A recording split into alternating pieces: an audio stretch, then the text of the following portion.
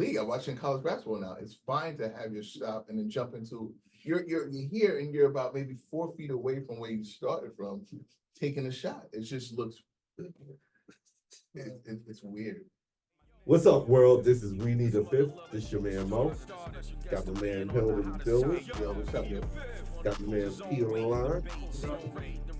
Got special guest Kyle in the building. What's going on, dude? Big super fan right here. New York fan right there. Fellas, in recent news, Caitlin Clark just declared herself eligible for the upcoming draft, WNBA 2024 draft. First, do you think she made the right decision and declared for the draft? She had one more year of eligibility that she could have took advantage of due to the COVID exemption that's out there. So she had one more year. She could have gone back to Iowa next year. Do you guys think that she made the right decision and declared for the WNBA draft? Financially, no, because I feel she would have made, her profile's higher in Iowa, and there's a chance it might lower when she goes to the WNBA. But professionally, she wants to play at the highest level, so I understand why she made it. But financially, I think it would have behooved her to stay that extra year. I feel like I know where Hill's gonna go with this. Kyle, what's your thoughts? I mean, I think, at first blush, I think I would tend to agree with P, with the nil deals. She's definitely going to make more in college probably than she would her WNBA salary, just off nil alone. But, the other thing is that once she goes pro, she can get those sneaker sponsorship deals and those other type of sponsorship deals where she's gonna make a lot of money as a pro. She's the face of college basketball and one of the rising faces of women's basketball in general. And I think with the women's game is booming right now. The women's game is booming right now, and I think that she's going to be one of the faces that they put at the forefront. And so, I do think it's, I do think that, to say whether it's the right or wrong decision, that's kind of difficult to say, but I understand it. Hill. I think college basketball put her to the point where the WNBA needs Caitlin Clark. I think Caitlin Clark is hoped to be the next Steph Curry for the WNBA. That's the last saving grace. If she can't do it, then that league has just failed. And I think it's failed already. But Caitlin Clark and maybe Juju. Maybe Juju. If Juju turns into Caitlin Clark. well, if she sees that, because I don't know, besides turning the league into a 4-team league, what you can do to gain my excitement. So Caitlin Clark would have to, like I said, transform into Steph Curry and then sweep the league. And if she has a chance, she can be with Aaliyah Boston, right? Right. If this isn't it, then I'm totally done with the WNBA. And I hate to support your argument because I think you take it to the extremes, but I'm worried that Caitlin Clark will get lost in that black hole that's called WNBA marketing and promotions. I feel like WNBA has an issue with marketing and promoting their players, promoting their product. I think that popular and famous players on the college level, when they go to the WNBA, if they haven't won that championship, they get lost in the sauce, and it feels like we never hear from them anymore. To your point, Caitlin Clark's going to have the potential to play with Aaliyah Boston. Aaliyah Boston, rookie of the year, had an outstanding college career in South Carolina, and we barely hear from her. but barely hear about her. But to push back on that, and you're right, it didn't push it that much, whatever, but you could say the same thing for the NBA in Banchero, Mm, right? He went to Duke, he won Rookie of the Year, he's having a good season, but you don't really hear anyone push Paolo Banchero. So I just think it's, Aaliyah Boston's good, but as of yet, I know she's only a rookie, but she's not Breonna Stewart, Asia Wilson good. So she's not going to get pushed by them. And I know you feel they don't get pushed. So, yeah, so, and so that I, was, so I can't knock them for not pushing Aaliyah Boston. Breonna Stewart, Asia Wilson, I'm with you. Mhm. Though that should be your flagship players, right? Mhm. But Aaliyah Boston, I mean, it happens. And my pushback, as you guessed correctly, is that they don't do it with their premier players, Breonna Stewart and Asia Wilson. Like, when's the last time we've heard from them since the end of WNBA season? No, I see Asia Wilson at All-Star Weekend. Oh, go ahead. No, but I think I mean the WNBA finals last year was huge. I mean they got a huge viewership number. I mean I think I think the WNBA is in it. I mean we've never really seen a professional sport have to grow from the dirt in our lifetime. The four major sports that are in America right now had already been established. Really when we came up. How do you grow a sport from the dirt? Do you promote the players first, or do you promote the league first, or the teams first? And I think like last year, New York versus Vegas, those were two great teams, that had great players.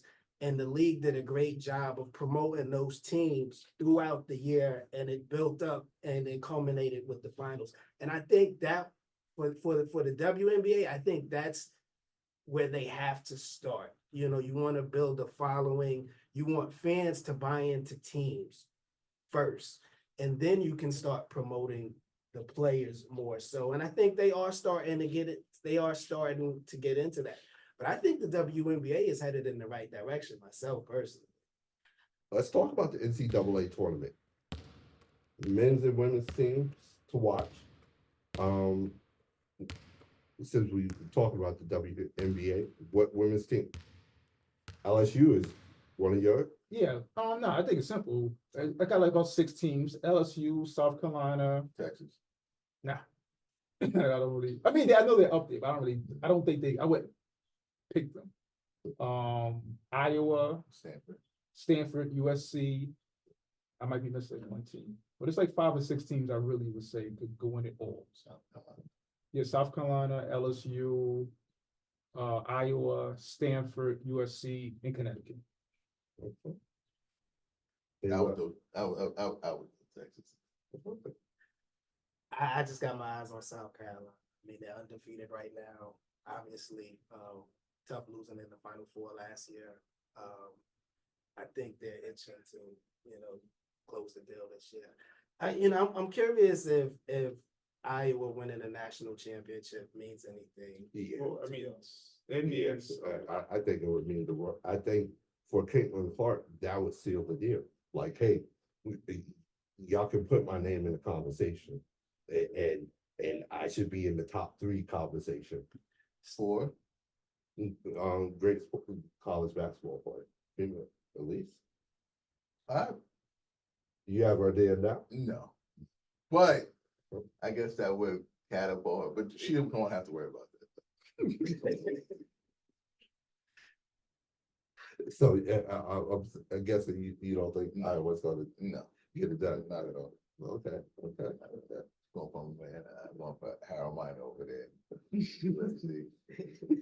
I'm straight. I'm juju throughout the tournament. Wow. Okay. But, I think 6'2" too. Didn't know that. yeah, she's a problem. It's tough size, right? Yeah, my boy 2.0. Think she might be back? I mean, Hey, Maya gave me what, two or three championships? At least two. Two, definitely two, maybe three. I think 3. And Juju, nothing? Yeah, give me Juju. Wow, wow. What is she, 40 a game? 40? Like 35. 35. 6'2". How tall was Maya? I think she was like 6'4". 6? Yeah. No, she's 6'1"? yeah, because she's like as tall as Caitlin Clark, and I believe Caitlin is like 6'1". So Yeah. She's the best player out of Sierra Canyon probably in the last maybe 3 years, I guess, right? wow. I mean, yeah. Yeah, that's what out of Sierra Canyon. Wow. What about the men's side? What teams are you guys looking at for the tournament? I know UConn is a heavy favorite in some people's eyes. Rock Shop. Hmm. Rock Shop, J.O. Oh, Yeah, obviously, Okay. Carolina, obviously. okay. Okay. Now all the Carolina teams, North Carolina, Duke. Well, I mean, personally, I'm always.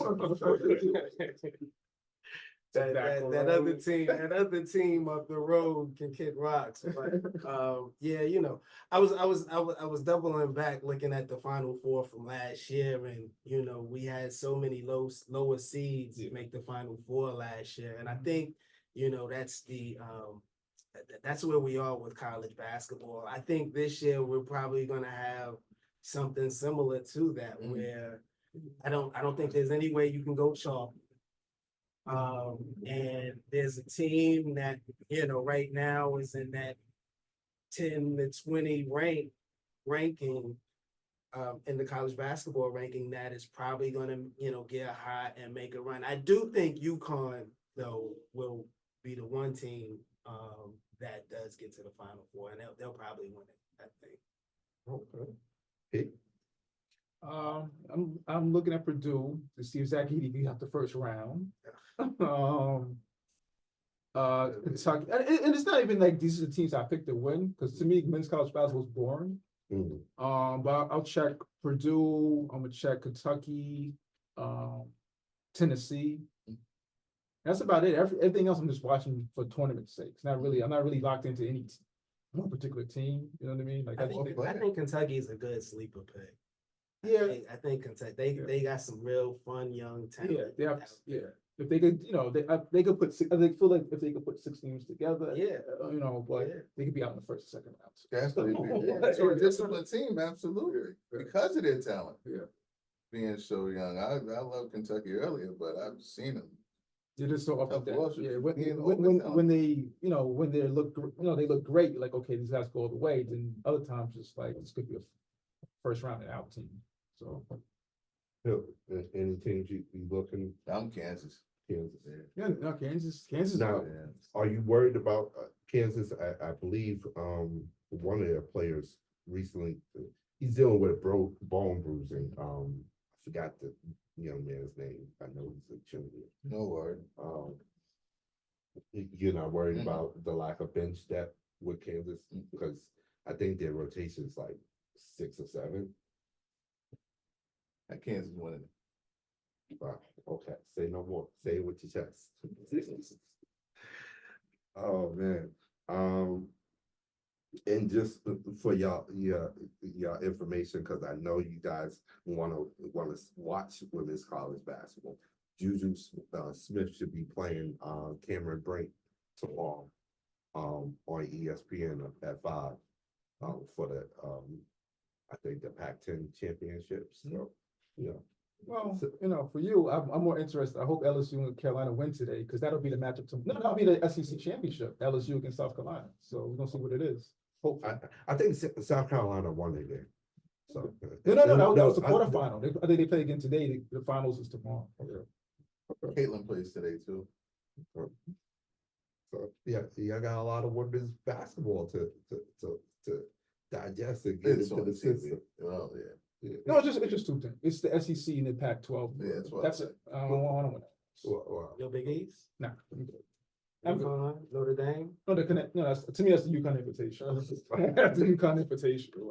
I'm all in on Paige Beckers. I think the girl's nice. Is he still there? Oh yeah, she's there. Put up she's 20 a still night easy. there. Last thing I want to touch on before we leave college.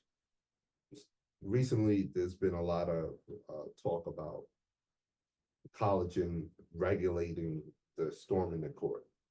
You know, recently they had an incident with Duke at the Wake Forest game with Philip Howski, had a potential knee injury during that time, during the storm in the court.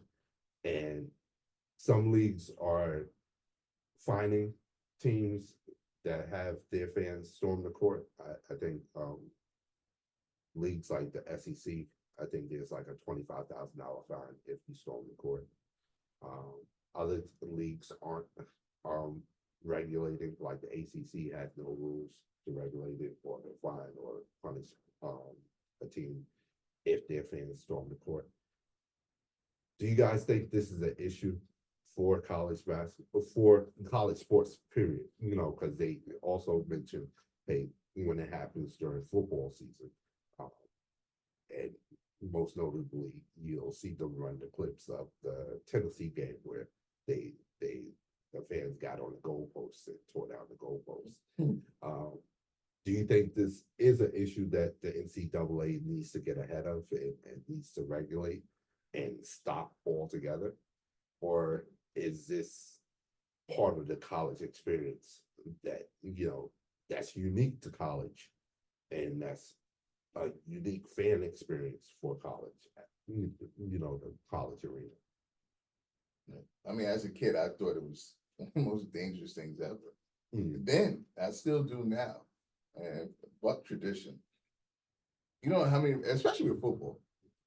You thought it was dangerous as a kid? Absolutely They- watching it. But based on, because I don't remember any incidents like what happened with. Oh, it's not even an Kowski incident. with- I think the thought of the threat is that the fact of if you're a visiting team and you get stormed in court and you have to work your way off, it's just so many people.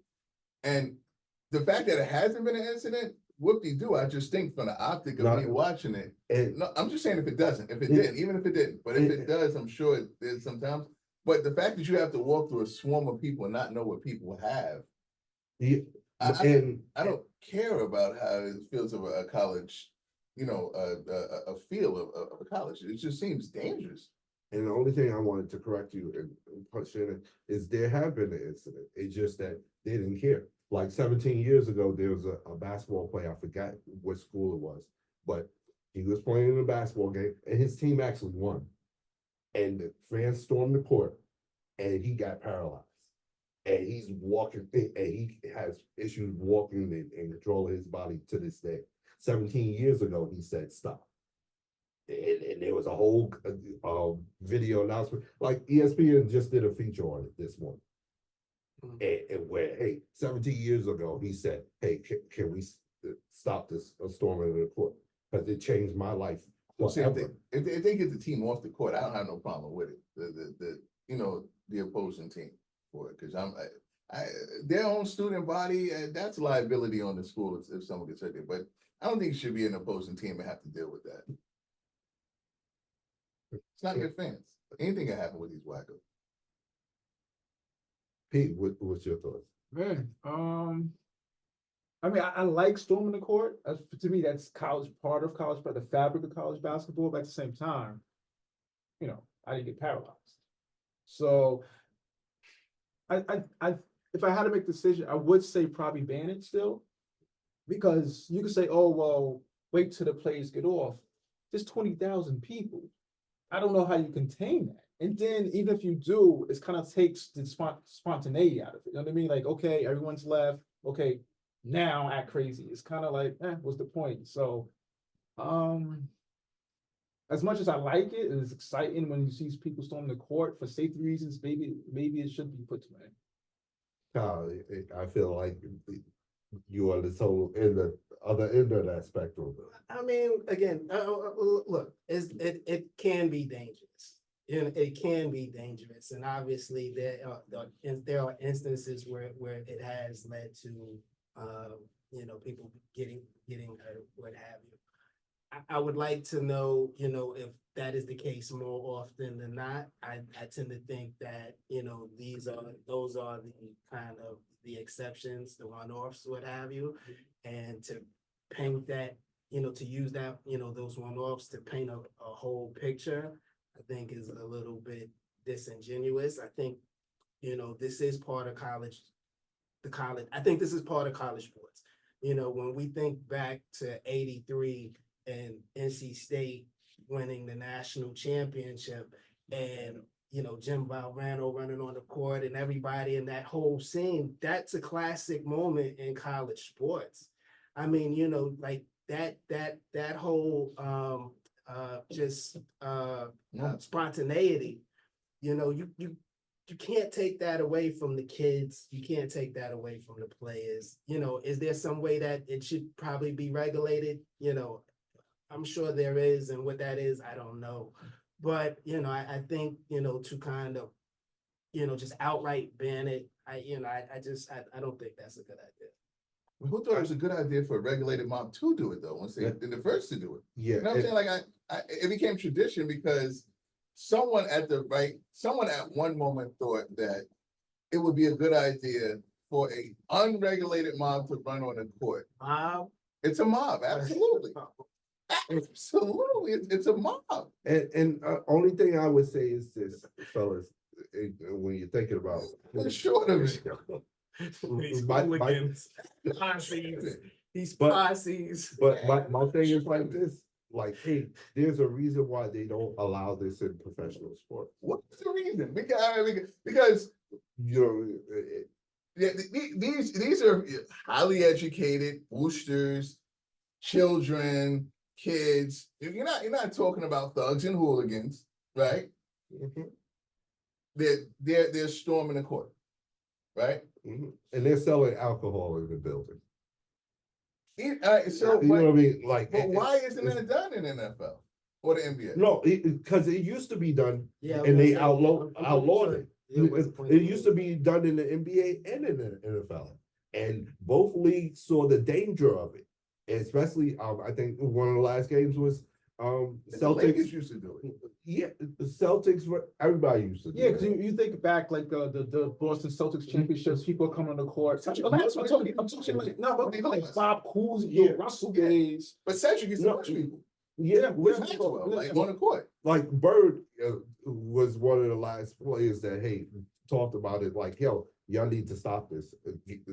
Y'all can't have this because I think when the Pistons beat the Celtics in the '80s, they had a court storming, Right. and yeah, it didn't look good on the visual, because you had players basically fighting their way to the locker rooms, and I think when you have a volatile, when you have I think fans and the players should always be separated on the field of play. I don't think fans should be on the field of play. I don't think players should be in the stands. And I think that especially in the building where, hey, you have young people, you have rich entitled boosters, and you're selling alcohol. And everybody's excited and feeling the adrenaline rush of having defeated somebody that they didn't think that they had any business defeating. And you're inviting them on to the court. I think that's just a recipe for disaster. And I think college is going to have to follow the way that professional sports. So our point, both leagues allowed it, NFL and the NBA. And at some point they said, nope, we can't take the chance of something happening to our players, to our fans. We just can't. Well, let's say football, right? Hold on for a second. See, and this is my issue, and this is my issue with professional sports, and I had the same issue with college sports. We talking about the concern here is player safety. Yet, and you see it in professional sports, and we see it in college sports, where we continue to add games to the schedule, exposing kids to more injury. Why don't we care about player safety when it comes to stuff like that, because that's generating more money. So we'll take the fund the students have away, because you know what, we don't generate any money off of that. But you know what, let's give these kids 2-3 extra games to play, and they can potentially tear up their knee in their career that way. But you know what, we can make, hundreds of millions of dollars off those extra games and whatnot. It's totally disingenuous and whatnot. It's totally disingenuous. Well, they might feel totally different. I mean, Hit us up on social media. Let us know what you guys think. Hit us up on Facebook, Instagram, TikTok. Don't forget to like and subscribe to the YouTube channel. Hit that notification button so you know when the next video is coming out. And you can hit us up directly at weneedafifth@gmail.com. Let us know what you guys think about storming the court. Is it something that should be regulated or banned from the game, a college game? Or is it something that should be left alone? Hit us up. Fellas. NFL. Players is about that time right now where players are going to start being on the move. Most notably for us in the New York area, Saquon Barkley was not tagged by the New York Giants, so there is a strong possibility that he may be playing somewhere else. We have veteran quarterbacks on the market. Kirk Cousins, Russell Wilson, Baker Mayfield, Justin Fields, where so that Chicago is going to pick Caleb Williams with the first pick, and they're looking for a trade partner for Justin Fields. What do you guys think about the players that are available out there right now? Where do you think they're going to end up being? Kyle, you're a New York Giants fan. Who do you think your Giants have? I think they have the 6th pick in the draft this year. Yeah. Guys decided not to tag Saquon Barkley. Do you guys think? First, let me ask you this: do you think Saquon is going to stay a Giant? I think Saquon will play elsewhere next year. I think because of the Giants' salary cap situation and having so many other holes to fill, I just don't think they're going to be able to offer Saquon the type of money that he wants, and probably the type of money that another team, say like the Houston Texans, who have a lot of cap space, can offer him. So I think, as much as Saquon probably wants to stay a Giant, and I think even to a certain extent, as much as the Giants would like Saquon to stay a Giant, he'll probably end up playing elsewhere just because of the way the numbers end up shaking out. Let me ask you this: should Daniel Jones be a Giant next year? Well, he's going to be a Giant next year just because of the the salary cap situation. He won't be a Giant beyond next year, and shouldn't be a Giant beyond next year. I'd even argue he shouldn't have been a Giant last year, but what's done is done. But I think it's pretty clear there's no future with Daniel Jones. I think he has to play out this last year, and they can release him after that with no cap hit or no significant cap hit. I think they'll do that. I think they'll draft a quarterback. At some point in this draft, they'll draft a quarterback. I don't know if it'll be with the 6th pick. That'll probably depend on how the things shake out at the top of the draft with Caleb and Jaden Daniels and Drake May, and I guess now JJ McCarthy possibly, kind of rising fast. But yeah, and I think that I know Russell Wilson came in to meet with the team this week. There's a little smoke around there.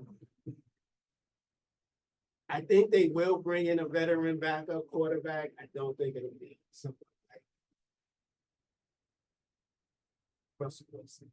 I think they'll bring in like a Sam Darnold type of cat or something like that. Jacoby. Jacoby might be too expensive. So expensive. Tannehill? Too expensive too? Might be too expensive. Might be too expensive. That's the only plus about Russ. Cause you all you have to pay him is the vet minimum. You know, the Broncos are on the hook for, Yeah. most of his salary and whatnot. But there's Still just don't too want the many. fly. Still don't want the fly. Still don't want the fly. I could maybe be talking to it. I could maybe be look, if it's Russell Wilson or Daniel Jones, give me, that I gotta do for a 1 year stopgap, Yeah. give me Russell Wilson. How the body have fallen. And save your money somewhere up there, allocate it somewhere in the place. Yeah, put that someplace else. You're gonna have to get a running back to replace Saquon. Obviously, a cheaper option. But you got to look at your receiving core if you don't go draft a receiver. So what do you think they should do with their sixth pick?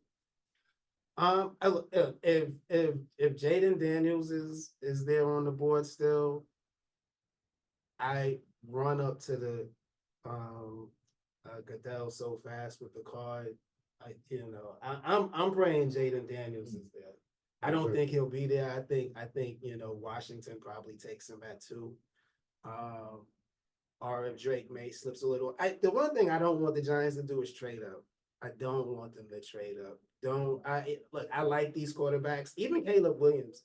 I wouldn't trade up for Caleb Williams. I don't think he's that sure thing. And so that's the one thing I don't want them to do, give up assets to trade up and try to get one of these guys. If Malik Neighbors is there, you can take any 3 of the receivers, Malik Neighbors, Wnba, obviously Marv Jr., or you can take any 3 of the quarterbacks. Whoever's there of those 6 players at 6, I'm fine. Malik, Texas? What do you got? Malik Neighbors, LSU. LSU. Where's the Texas quarterback? Who's that? Quarterback? Yeah. Quinn Ewers? No, Texas quarterback didn't come. You talking about the receiver, Xavier Worthy, that ran the 4-2-1? He would be well, and keeping up You talking with about Archman? You're not talking about Archman. and keeping up with running backs. With free agency, what about Tony Pollard and Derrick Henry? To Kyle's point, the market for running backs is not good as far as what they can make and what those 2 players will demand, is not matching up. So that's my question is, hey, who's willing to pay the price for Derrick Henry? I can see a number of teams getting him and becoming better and increasing their championship potential if they added a Derrick Henry or Saquon Barkley or something to that effect. But there aren't too many Houston Texans out there that, hey, we have a pretty solid young nucleus and we have plenty of cap space and money to burn. And, we're dealing with a rookie quarterback that just started his 5-year, contract that has us pretty much below the cap and has us in that window where we can do something with just one extra piece. Like the Houston Texans, if they pick up Saquon Barkley, I think they become legitimate contenders. What CJ Stroud showed last year. But there aren't too many teams in that position. And I think that's going to play against a Derrick Henry or Tony Pollard as far as what their asking price is and what teams will actually pay them to play. Even with a chain down there in Miami, you see Miami taking one of those running backs? Not for that price. Nah, Not for that I price. feel like they kind of set at that position. Don't be surprised. I just think it's just the price. Most in the chain. Still. I just think it's their asking price. If Derrick Henry and Tony Pollard want to take a little bit less, I think Miami is a viable option. Any championship contending team is a viable option if those players want to take less for what they think they're worth. And right now, they have their worth above what the market is bearing. I think you're looking at like the Chargers. Austin Eckler is a free agent. Chargers is going to be in the running back market. We know. I always get this mixed up. Jim Harbaugh. Mm. Jim Harbaugh, runs a run-centric offense. They're definitely gonna get one of these running backs that's out there. And there's a lot out there. Josh Jacobs is a free Yep. agent. Like I said, Austin Eckler, Tony Pollard. So they I think the Chargers team, obviously Dallas is gonna be in the market for a running back. The Eagles are gonna be in the and that's the one thing with Saquon. And that was kind of been the discussion this week on New York sports radio, because it had been rumors out there that there was mutual interest with the Eagles and Saquon. Mm. Saquon cannot go to the Philadelphia Eagles. He cannot go to the Dallas Cowboys. Cannot. He could not. He can't come back to New York if you do that. Pennsylvania kid too, right? I think he's a Pennsylvania kid. Yeah. Well, went to Penn State. Yeah, but I think he's Bronx kid. Oh, He was born in Bronx? the Bronx. Oh, Yeah, okay, okay. yeah. But so he can't. Saquon can go. Saquon, go anywhere. ahead, go Dallas. ahead, man. Go to Dallas. Philly. That's Go to Dallas. Dallas. Go to Philly, yo. Go to Philly, man. You'll be one Get of the yours. most hated men in Get yours. But it's not like he didn't want to stay though. He just didn't get his actual Nah, pay. you're right. You know what I mean? You're right. So, You're right. You're right. And that's my point. With these running backs that we're talking about, they're gonna have to bring their asking price down. Yeah. I don't see any of these teams actually getting them. I think that's the only thing keeping them from being, on the team right now is their asking price is a lot more than what the market is willing to bear. and those that don't have to turn on their market price is looking at quarterbacks. Kirk Cousins won't have to turn out his market price, even after injury. He's Yeah. probably gonna get 50 million a year. Yeah. You saw Orlovsky said that Cousins should get 2 years, 100 million. Guaranteed. That's crazy. Yeah, That's insane. It's the positional difference because That's like Mo was alluding insane. to, And Baker 150. unless you're on a run for a championship, you don't really want these running backs to get someone in the later rounds. Basically. Yeah. You know what I mean? You just hope you get it down in the rough in the later round. You know what the run Baker did last year? And you told me he was out the league this year, I would be fine with it. Oh no, I just don't think he's good. And you're gonna have to give him a Danny Downs contract. Yeah, I just don't think he's close. Well, There what you are go. we talking? 50 million a year for a quarterback. What has Kirk Cousins ever won? It's insane to me, the difference Regular in season contracts awards. between The quarterbacks running backs. and running backs. Yeah. And you know what? They want to tell me that, part of it with the running backs is because they get injured so often. How many quarterbacks got injured and missed games last year? How many? Every team has to have a decent to good backup Absolutely. quarterback now. Absolutely. It's a requirement. You don't see quarterback salaries coming down though, because teams got to invest more in a backup now. But you want to use that argument for running backs? Yes, sir. It smells fishy. I think also what works in running backs against running backs in that regard is that unfortunately it's not hard to find a really good running back. At any round, like first, second, third, fourth, you know what I mean? Like you can find a really good running back and you don't have to search the first. He doesn't have to be a lottery. I mean, Brock Purdy was I was Mr. about to Irrelevant. say, the last round. I mean, he was the last pick Yeah, of the last draft. pick, He was the yeah. very last pick of the draft. So- I mean, look, I Brady wasn't that high either. Yeah. I mean, look, I understand it might be easier to, but the running backs are doing. Look, you got Saquon catching pass. Not the running backs in the NFL today. They don't just run the ball. They catching passes. They're blocking. They're doing everything on the field. They're doing more than what your receivers are doing, and you're paying your receivers $20 million a year, $25 million a year. But you want to give a running back $10 million a year? Not even that, because I think if the Giants offered Saquon 11, y'all would have him. Or 12. You know what I mean? His tag would have been, I think, 12.9 this year. What are we talking though for carries, running back? We're looking at maybe Yeah, 10 to 15 carries per, and then how many attempts to a wide receiver you're looking at towards a game? I mean, I think it's just when, from their perspective, I totally agree. Running Yeah, backs should be definitely. paid quite a bit. Right. I guess with their formula, the amount of touches that Yeah. they're. Well, that Christian they're getting. McCaffrey touches the ball 25, 30 times a game between his carries and the pass Absolutely. catches and whatnot. Absolutely. I mean, a receiver, you're gonna get a good day for a receiver, a great day for a receiver, Eight. you're gonna have 8 to 10 8 to catches 10. and whatnot. That's on a great day. On average day, you're probably gonna have 5 catches, maybe, Right. you know, 7, that. 8 targets. Like Right. 15 targets. You It's know like what I the mean? quarterback's really looking out for you. Yeah. Like, yeah. You're working these guys like dogs out there Oh, and paying them They- crumbs.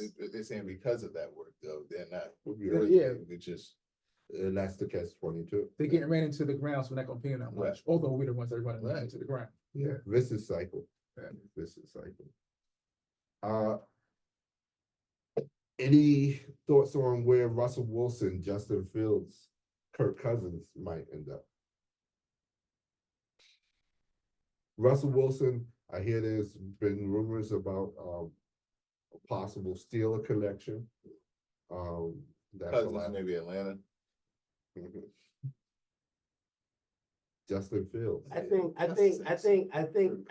Atlanta would be a good landing spot for Kirk Cousins, just because of the talent that they have out there Mhm. already. I think, and that division is so weak that I think Kirk Cousins can go there and they could win that division next year right away. I think if they went with the Justin Fields, if Atlanta went with Justin Fields, I just think that's too much of a still an uncertain situation. I don't know what Justin Fields is personally. I don't know if he's Daniels. who. Daniels. Oh, Jaden Daniels. Daniels. Oh, look, I mean, any of the, we don't know what any of the college guys. I mean, Justin Fields Really? isn't bad. I just think that Chicago's bad. I think Chicago's off. Okay, is Justin Fields better than Trey Lance? Yeah. I think you're better. I mean, for what he's shown, I mean, even if flashes, I think it's just the inconsistency at this point. Yeah, and I think a lot of that inconsistency, to Hill's point, could be laid on the team as a whole. You're inconsistent because your offensive line sucks and you're not stopping anybody from rushing the passer and getting to the quarterback. I want to see him in a new setting. I don't like Chicago. Chicago and Washington. What type of setting does Justin Fields need to be in to play well? He needs to be in the perfect setting. No, We saw CJ Stroud come to a Houston Texans. I think a different one, but anything outside also of Washington and Chicago. and also one that's structured, and you don't have a revolving door about the personnel that's supposed to be teaching your quarterback and developing your quarterback. He's had I think he's had three or four offensive coordinators, and he's only been in the league 2 years. That's averaging like two a season. No, you gotta give Bryce a shot. You give Bryce younger. Can you please give Bryce? You talking? Hold on. You talking about just Give Bryce a shot. I was wrong on Tua. I was wrong on Tua, so give Bryce a shot. You're right, because I was wrong on Tua. I was definitely wrong on Tua. Yo, I'm thinking. We'll see. Yo. I was wrong on Tua. I was wrong. Jury's still out. Tua. It's real convenient. You got better with Tyreek Hill. I don't know. Well, but whatchamacallit, with Bryce Young, I think he's so small for the NFL. Yo, I worry about him playing. Like, I honestly don't want to see him play anymore in the NFL. That looked cruel and unusual. Yeah, With him in Carolina, like he needs a perfect situation right now because he's going to get killed in Carolina if they keep going the way they're going with that offensive line and what they're doing with him. Oh my goodness, that, like I said, cruel and unusual. If he was my son, I would be like, oh no, stop. You got to do something else. NBA. Let's get back to the NBA. The NBA is looking into the recent score surge, and to be honest, scoring has been going up since at least 2004. Every year, the scoring is going up and whatnot. NBA is starting to look into if it's an issue. and whatnot. And do they need to look at the rules to kind of balance out the equation between defense and offense? Some of the rules that they might be looking at, and right now it's real initial, just seeing if this is a problem, or has offense been giving too much of an advantage in the game. So they're going to look at that and look at possibly adjusting some rules. One rule I heard that they're looking at is the 3 seconds in the paint for defensive players and stuff like that. Trying to even the odds for the defense in the basketball game. Your thoughts? We talked about this off camera. They need to check one group, and that's the refs. You get rid of the refs' non-ability to call traveling and the carry. I think the points go down drastically. Okay. So you don't think the defense needs any help? No. I think basketball needs to get back to its fundamental core, and these calls need to be called. And I think it'll referee itself. Pete, what you thinking? Yeah, we had the conversation, call travel, call carry. That's points off the board right there. I think, the thing is, the NBA is like, you have to look into it. You're the one that made it like this. So just look at what you did and reverse it. The shot clock, when you get an offensive rebound, it goes to 14. Let it go back to 24 because you're increasing the pace. So the score is going to be higher. And also, if you really want it, let hand check come back. You know what I mean? And I think dudes who have so-called handle all of a sudden will not have handle. So, I think it's an easy fix if they want to. Just go back to the old rules. But don't overdo it though. I think if you score, you score. I don't want because none of y'all like the 90s. None of y'all like the 90s. I'm a Jordan fan. I love the 90s. Yeah, but y'all didn't like the Knicks Heat type of series. No, The Knicks weren't really good. Like maybe Shaq was in the 90s. I love the 90s. That's what I'm saying. The Knicks. Yeah, they like Reggie Miller. Those type of grind. Yeah, what I'm saying. Nobody's. My point is, Penny and Shaq had no problem putting up points because they were good. That's my point. That's what I'm saying. I think the Knicks, the Heat, those players were limited offensively. So it's not. So wait. Clearly, right? Like, Yeah, you knew Anthony Bonner was going to give me buckets. Like, No. well, hold on, because we're talking about Offensive explosion. We're talking about offensive explosion and creating a environment where defenses can flourish more. We getting too many. To me, getting too many 60 and 70 point games. It shouldn't be 50s and 60s and 70s a little bit. And that was part of the reason why the NBA started looking into it this year. Is like, hey, you had Embiid 73, you had Luka 70. You got better too. a couple The of players are better. Yeah, players are better too. The players are better. no, But they're better with enhancements. You got guys shooting from the logo But they're better. regularly. Yeah, but how they're getting to the logo like and that's his their point. ability to get to They these come spots. across the half court line and shoot. Yeah, but how they're getting across the court They're and shooting carrying that way is an issue. They're walking. But then you know what? You're gonna get rid of Allen Iverson. You're gonna get rid of Kyrie Irving. You're gonna get rid of Kyrie Irving. You think Kyrie Irving carries? Oh, sorry, guys. Do you want me to send you the tape? Yes, Oh, please. God. I think I've sent it. I've sent it. I know I've sent it. I know I've sent it. Please send that. But the No, point, that's the mistake. That's Kevin Durant. That's the taller one. No. Kyrie Irving's the No. one. and that's, I don't want to start naming names, but you handshake and call Kyrie and Kevin Durant, it'll be different. It'll be different. Of course, it'll be different with a lot of players. Right. But these are the players that are the face of your league. Oh, nah. But actually, You Luka, take away the Harden flop. Luka. What is James Harden? Okay, I'm okay with that. Take away his walk. I'm okay with it too. But you again, these are your stars.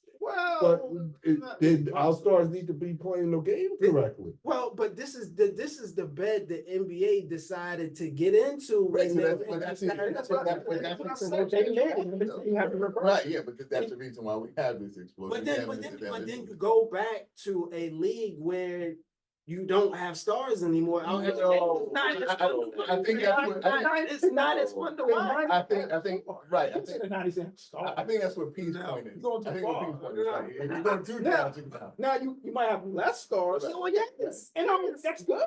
I think that's good because everybody can't go. Everybody No, can't But go. when you bro. have more stars, what you're able to do is market more teams. Yeah, but in the But 90s, I think- Instead of you only having 3 or 4 teams. But obviously this is an issue because they're trying to reverse it. Well, I don't think it's, but I don't. I think it's an love it. issue. I don't think it's an issue. Okay, I mean, I just see a lot of players, You know. is an incredible advantage carrying the ball. I mean, Kevin Durant and Giannis, I'll just call it like that. Like Luka Doncic. Giannis would struggle immensely. I think if it was called carries. Like, Luka, and I'm a Giannis fan, but it is what it is. Like it's obvious, right? No, No, absolutely. he always carries. So And I think the other thing is, if we going to keep it a buck all the way, players don't give effort on defense either. A lot. Players give a lot less effort on defense today than they did years ago. I think that's a fact. There's more of a concentration focus on playing on the offensive side of the court, because that's I totally disagree. I think they're playing. I think the rules that are set against was totally against them being able to play the defense the way that you would want it to be seen. I think they're playing hard, but I think everyone is. Luka and Kyrie are playing defense. No, that's a few people, but I said from a macro standpoint, I think a lot of players outside of those talent pools, they don't have to because they're so great. So they're not playing. But I think other players like Jaden, like McDaniel, he plays defense. You have more people. you got Pat Bev, Drew Holiday, PJ Tucker. Some of these dudes, it wasn't. You got one or two guys on every team playing defense. 1 or 2 guys. Right. Your team got 13 guys on the bench. Okay. You're talking about 2 guys out of 13 playing defense. Most of the guys. I think you have a lot more because he's facing with being the lead. No, it is sometimes though, when someone's good on offense, you don't look at the defense. Because you can't tell me Kawhi and Paul George not good defenders. Again, right. You got a couple guys on each But Kawhi, PG, Harden is not playing. Harden is not playing defense. Again, you got a couple Yeah, but guys. you have more people on that. 3, 4 guys. But on the Clippers, you have, but the Clippers, you have more people that play defense better than. And they're one of the better defensive teams in the league. Clippers are one like of the the better. Knicks have more people that are more. Again, one of the better defense, defensive teams in the league. But for the most part, guys are not out there really trying to And put Brooklyn it in has on more. that. Brooklyn has better defensive players than they have offensive. No, they players have as well. guys with reputations. They play zero defense. Brooklyn has better defensive players than they have offensive players. They're Not good defensive players though. They have better defensive players. They have players that are better on defense than on offense, but they're not good defensive. But that's subjective. That's subjective. Not according to them losing to the Pistons the other night. I mean that's subjective. Like I think that I think that Wemby's a good defender, and they have the worst record in the league. Again, there's players out there playing defense. If more players put in that effort, you won't see 60, 50, and 60 and 70 points. I think if you allow the game to be played the way it was, and you didn't allow these distinct differences in the rule, like that rule was adjusted with Harden, the whole play into his jump shot. You know what I mean? Like that's a travel. You know what I mean? The extra handling on the ball, it creates a distinct advantage for the offensive play. You don't even have to have that good of a dribble anymore now to have a decent handle, with the addition to that not being called. That I think it would cost you about 5 to 7 points. So that's something that I mean. Look at the way that you referee the game. You take care of yourself. This is all self-inflicted.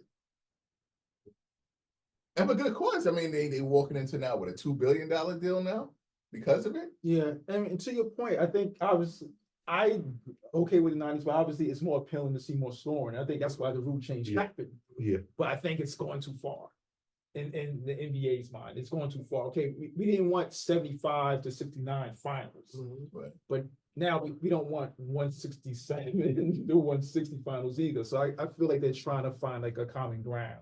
between the two eras. Yeah, but you really had to love basketball back then. I think it was more team oriented back in the 90s instead of players, because you had 5 stars.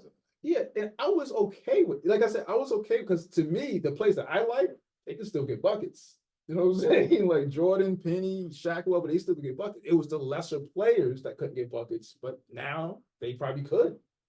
I was always a name on the back guy, so I was even being a Laker fan. Mhm. You know, I take my knocks about being a traveling salesman. Like I like the players, so I'm a big fan of the 2000s and eras as now. But there's certain fundamentals that I cannot look past when I'm watching a game. That hurts the game for me. But if I had to take a pick, I've told you guys before, I think these players right now are eons better than any time we ever had basketball. And I think to your point, if the NBA was a little bit more stricter with their refs as far as calling appropriate travel calls or carry calls and whatnot, and stay true to the heart of the game and the integrity of the game, they can clear up some of these issues.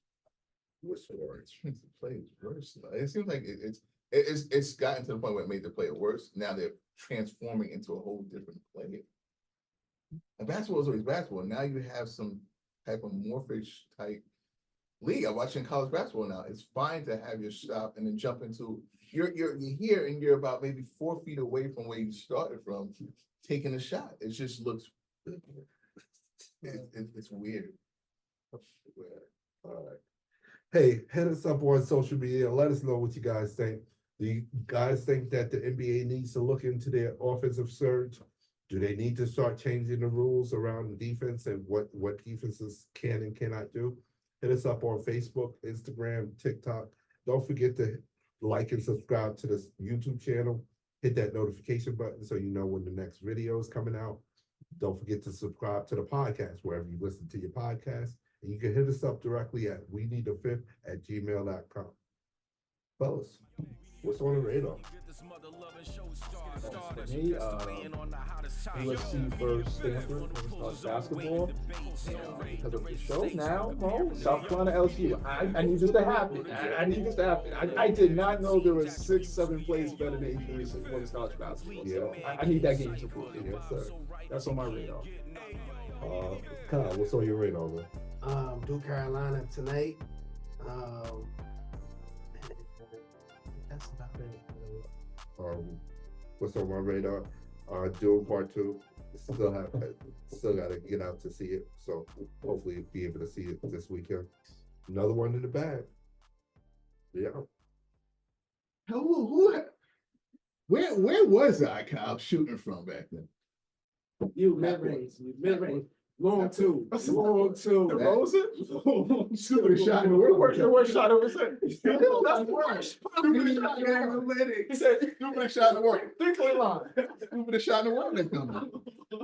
He's on fire. Idiot. They come. Take one step back instead of 10, 15.